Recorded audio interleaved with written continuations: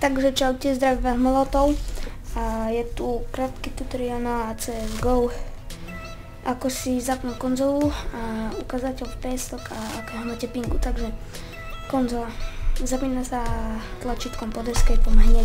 Pôjdeme do Options, Game Settings, Enable Developer Console. Musí byť yes, tak. Vidíte, konzola. Teraz si ukážeme, ako zapnúť, koľko máme FPS a ping. Napíšeme net podpomočka grab 1. Tak a vidíte, tuto sa nám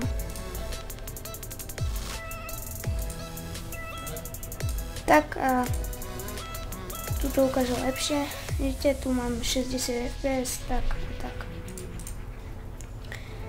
Takže to je, a vypnete to net grab 0. Tak, takže to bylo na toto video všetko. Čaute.